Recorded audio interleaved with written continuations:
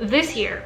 If there is anything I learned this year, it is that nothing goes to plan, including my language learning plan. Such a process. It's not clean cut ABC, set your goals, learn the language, become fluent. It did not happen. It was a mess. This whole year, everything was just jumbled up.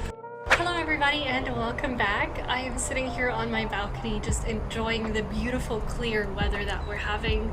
So excuse if you hear any traffic noises or birds, but I'm in the great outdoors. Alright, so at the end of last year, I made a video called 12 Languages for 2020, and I've since given three updates about how it's been going with my plan for learning 12 languages. But if there is anything we have learned from this year is that nothing goes to plan. Everything we planned for 2020, why even plan when we are living in a pandemic? So today I'm going to talk about what I learned from my 12 languages for 2020 plan and how to set better goals for the next year.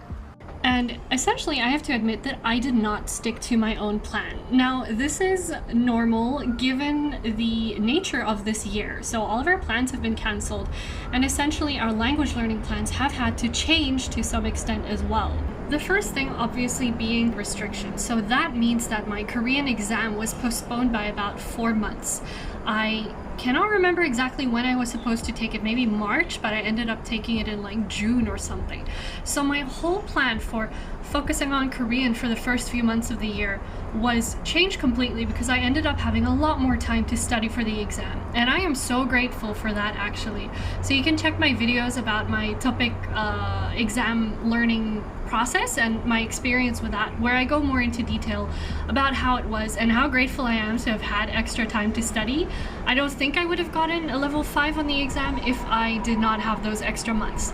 So in a sense, that was good. I feel like I achieved my Korean goal. My Twitter goal for the year for Korean was to pass level 4, and I passed level 5. For those of you who don't know, level 6 is the highest, level 1 is the lowest. But obviously that kind of threw a spanner in the works with my other languages, where I was like, okay, you know, Korean's gonna be for the first few months of the year and then I can study others.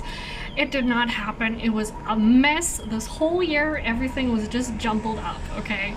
So, the next thing I want to talk about is time and mental energy. Goodness gracious, this is something I learned this year.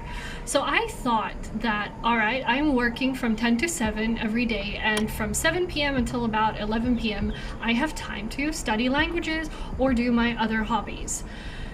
Yes, technically I do have time, but I realize that I don't have mental energy.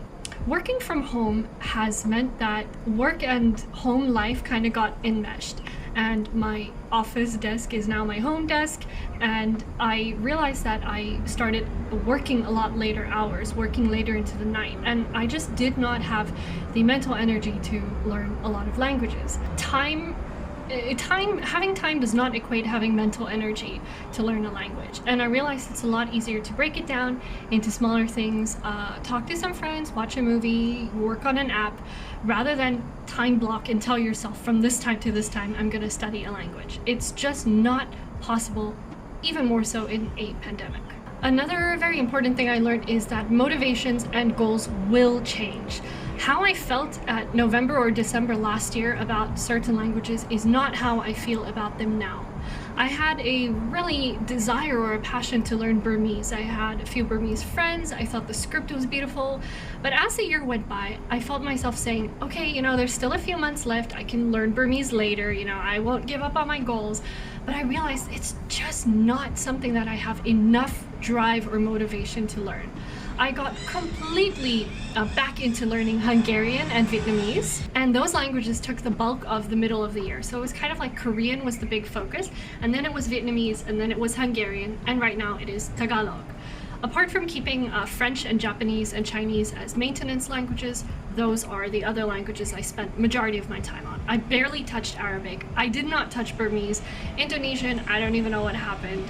Spanish, kind of good, kept it on maintenance. But I realized that I cannot predict how I will feel later in the year. So if I'm sitting here now in November 2020 making goals for next year, I don't think I'm going to plan ahead and map out what languages I want to learn for an entire year, because my mindset and my goals and motivation changes. The most important thing I learned is I'm not sure how I feel about goals anymore. I think I feel more positively about habits and systems. Seeing how I can integrate language learning into my daily life as part of a structured system, rather than having an abstract goal of like, achieve A1 fluency in such and such a language. Rather, building in these smaller habits into my daily life is a lot better than having some kind of lofty goal. This is definitely something I learned the hard way this year. Kind of on the same note is also that it is better to plan in quarters. That means dividing up your year of 12 months into 4 quarters. So January, February, March is the first quarter, April, May, June, July, August, September, and then the last quarter is October, November, December. So those are nice 3-month chunks. It is a lot easier to plan kind of short term, given the nature of how much life has changed in this past year. Also, on the topic of big life changes, I am very excited to share with you guys that I have a boyfriend now, and that also kind of contributes to a change in plan. So my boyfriend's family speaks Tagalog, so the last few weeks has been a new focus on Tagalog, which interestingly has been a language that I chose for myself to learn this year and have never had the motivation or drive to until recently. And also interestingly enough is that he is teaching himself Afrikaans. I did not ask him to, I am not teaching him, and all of a sudden I realized that he is able to like converse and make sentences in Afrikaans, which is just the most touching feeling. My heart is exploding, and it is genuinely a desire in my heart to be able to learn Tagalog. So my Tagalog story, the Filipino story, goes back many years. It was about 2005. When I was living in Dubai, I had a lot of Filipino friends, and I was hearing the language all around me, and it's always been a part of my life. So much so that I thought, like, Tagalog is always going to be there. I'm going to learn it one day. And I've never really had that drive or motivation to learn it until now. So it's been a long time coming. It's been like 10 plus years that I've wanted to learn it. And I'm finally happy to say that I'm officially learning Tagalog. Okay, the next point, the other thing I learned is that the people matter. Goodness gracious, I cannot emphasize this enough. The people in your life connected to languages have such a big impact on you. Last year I had a friend who is learning Korean, and I was learning Chinese, and we met often to do Korean-Chinese language exchange, and we're not meeting this year, obviously. And I feel like, okay, there was a good space where I could practice my Chinese, and I don't really have that now. So my focus really shifted. And I met my friend Ali this year. You've seen her in my French video. She is an angel. I love her so much. And we have most weekends that we were allowed out after the pandemic, after lockdown restrictions, we've met and had like a complete day just speaking French. So I feel like my confidence in speaking French has increased a lot because of her friendship. And it's just very exciting to see that because of one person, because of my friend Ali, I've been so much more motivated to learn French. I don't have that type of a person for Indonesian or Vietnamese, for instance. On a similar note, I'm not going to mention what language it is or who the tutor is, but there was one language I was learning actively on italki, and every single time I read a sentence, my tutor would stop me after each word that I made a mistake on. And I started associating the language with me being stupid, me being not able to read this language. And obviously it's not true. I'm a learner, it'll take a lot of time. But I started feeling like making this mental image that whenever I read this language, I'm gonna make a mistake. And I felt very scared and nervous to study this language more. And I know that, wow, I am sweating, Singapore is hot. I know that my teacher didn't mean to cause any harm, or they weren't doing it out of malice, that they were helping me, which I appreciate. But I realized that the people who are teaching me languages, the people I'm practicing languages with, do have a big impact on how I view that language, from what kind of a lens I do. So I just need to take a little step back from that language, review it a bit until I feel better to come back and feel more comfortable about making mistakes. You'll see in my 2 videos ago, I made a video about what do you do when you're nervous for your language lessons. I will link it up here if you want to watch.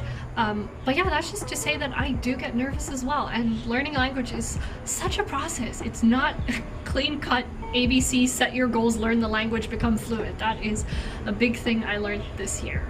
And finally, the last thing I want to round up with is that hobbies matter. And yes, language learning is my biggest hobby, but I realize that in order to have a lovely, happy, balanced life, I need to have hobbies and interests in other things as well. So I recently picked up painting again, and it has been such a joy to just enjoy creating art again. I'm really excited about that. It's a peaceful activity I can enjoy that has nothing to do with language learning. A big part of language learning is taking breaks and processing stuff in your long-term memory. And by doing something like painting, maybe you enjoy cooking, gardening, sports, by doing that you are giving your brain time to process what you've learned as well, because you can't be learning a language 24/7. It's just not gonna work. So yes, those are my little nuggets of important things I've learned this year, and definitely for next year I'm not going to be so hard on myself. This has been a year of realizing that it's okay when things change, and it's okay if we make mistakes. And next year I'm just going to take the approach to definitely, first of all, plan my language learning in quarters. So only 3 months at a time, have smaller goals, and focus a lot more on habits and systems rather than big unachievable goals. I haven't set any goals yet, but you can see that I'm already starting to plan my year in quarters, so groups of 3. And also to create space for myself where things will naturally change. People will come in and out of my life, and that's okay. This is the circle of life. Thank you guys so much for watching. I would love to hear how it went with your language learning, and thank you for sticking with me through this crazy year. It has been a pleasure to hang out with you in the language learning space, and I will see you guys in my next video. Bye bye.